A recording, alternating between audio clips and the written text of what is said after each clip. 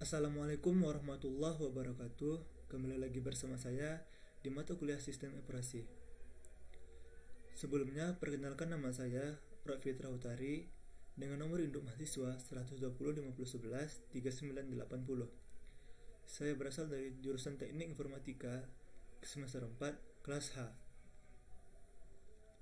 Di sini saya akan mengerjakan kuis 1 dengan soal yang pertama, jelaskan struktur sistem operasi serta diagramnya. Yang kedua, jelaskan mengenai status proses sistem operasi beserta diagramnya. Yang ketiga, menghitung rata-rata waktu tunggu dengan beberapa algoritma. Soal pertama yaitu jelaskan struktur sistem operasi serta diagramnya.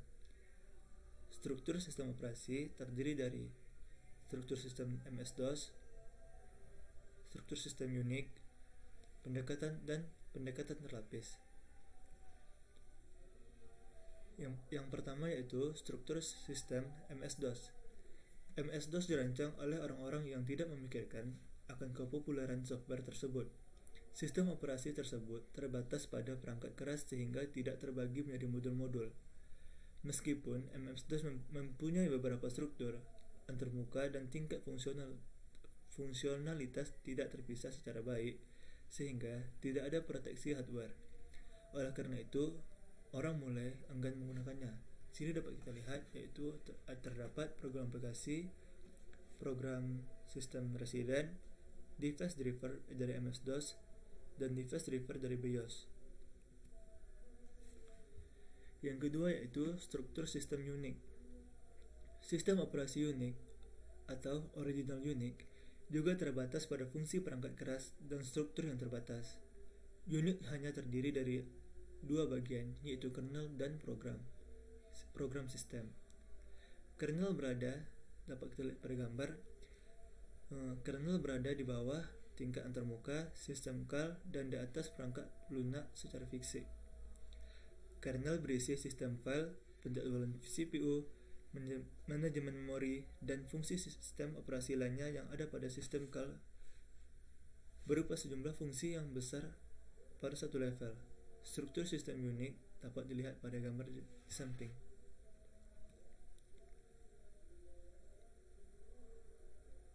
Yang ketiga, pendekatan terlapis. Teknik pendekatan terlapis pada dasarnya dibuat dengan menggunakan pendekatan top-down. Semua fungsi ditentukan dan dibagi menjadi komponen-komponen. Modularisasi sistem dilakukan dengan cara memecahkan sistem operasi menjadi beberapa lapis atau beberapa tingkat. Lapisan terendah, layer 1, adalah perangkat keras dan lapisan teratas, layer N, adalah user interface. Dengan sistem modularisasi, setiap lapisan mempunyai fungsi tertentu dan melayani lapisan yang lebih rendah. Gambar di samping menunjukkan sistem pendekatan terlapis. Di sini terdapat new operation, hidden operation, dan exiting operation. Operasi baru, operasi tersembunyi, dan operasi yang ada. Selanjutnya yaitu soal nomor 2. Jelaskan mengenai status proses sistem operasi beserta diagramnya. Proses yang dieksekusi mempunyai 5 status yang terdiri dari new, running, waiting, ready, dan terminated. Yang pertama yaitu new. New adalah proses yang sedang dibuat atau dibentuk. Running, proses yang sedang dikerjakan atau dieksekusi. Waiting, proses menunggu untuk beberapa event yang terjadi. Ready, proses sedang menunggu untuk diproses oleh prosesor. Terminated, yaitu proses sudah selesai dieksekusi. Dapat dilihat di sini dari new ke ready ke running ke waiting, running ke ready, dan running ke terminated.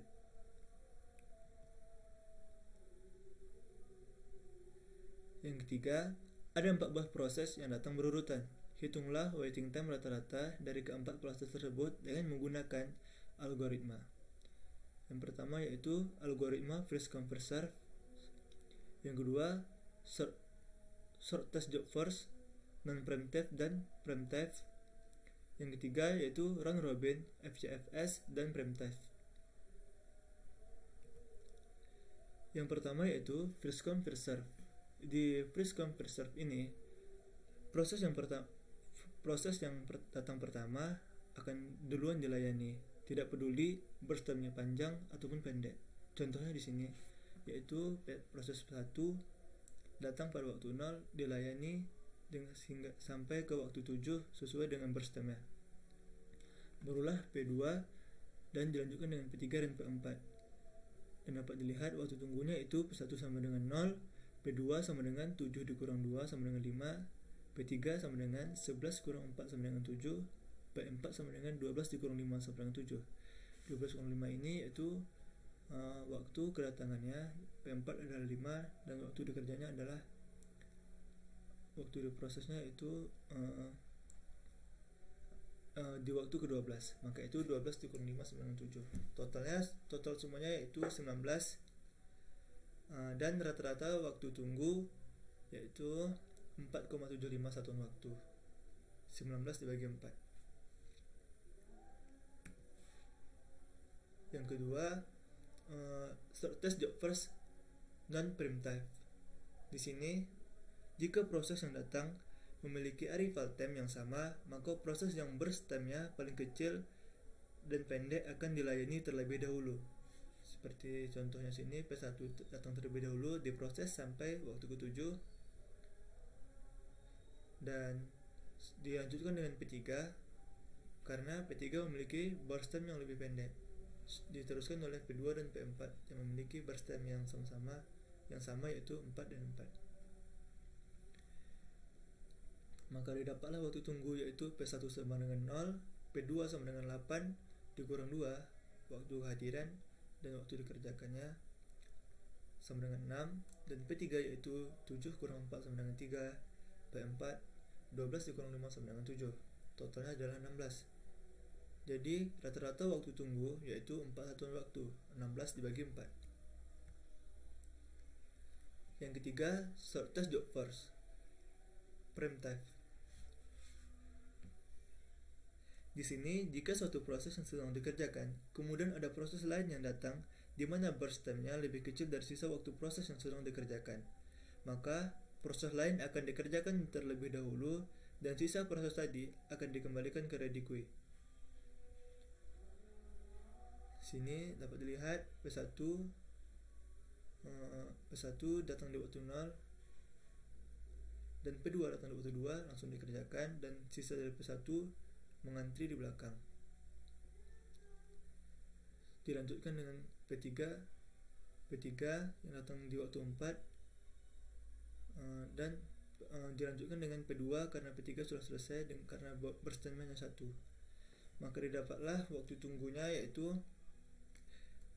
P1 0 ditambah 11 dikurang 2 sama dengan 9, P2 5 kurang 4 sama dengan 1, P3 sama dengan 0, P3 sama dengan 0 dikarenakan saat P3 datang dia langsung dikerjakan atau langsung diproses. Dilanjutkan dengan P2, dilanjutkan dengan sisa burst time dari P2. Lalu P4 7 kurang 5 sama dengan 2. Total semuanya adalah 16. Total semuanya adalah 12. Rata-rata waktu tunggu yaitu 3 satuan waktu, 12 dibagi 4. Terdapat kesalahan di sini ya. Selanjutnya itu round robin FCFS. Setiap proses akan diproses sesuai waktu siklus yang diberikan, yang akan membagi proses menjadi bagian-bagian yang membuat sisa proses belum selesai akan diletakkan di antrian akhir untuk diproses kembali. Dapat dilihat pada diagram, maka didapatlah waktu tunggunya itu P1 sama dengan 9, P2 sama dengan 4, P3 sama dengan 8, P4 sama dengan 9. Totalnya 30, rata-rata waktu tunggu 7,5 satuan waktu, 30 dibagi 4. Selanjutnya yang terakhir round robin primitive. Di sini setiap proses akan diproses sesuai waktu siklus yang diberikan, yang akan membagi proses menjadi bagian-bagian, membuat sisa proses belum selesai akan diletakkan di antrian akhir untuk diproses kembali.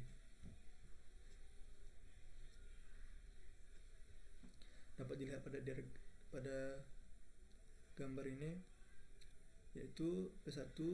Di sini kita tidak memerlukan arrival time seperti sebelumnya, sama juga. Sini hanya proses dan burst time.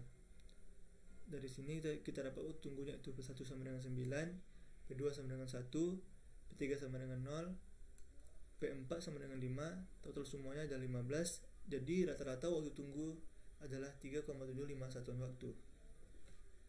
15 dibagi 4. Baiklah, hanya segitu dari saya. Apabila ada kesalahan, mohon dimaafkan. Wabillahi taufiq wal hidayah. Wassalamualaikum warahmatullahi wabarakatuh.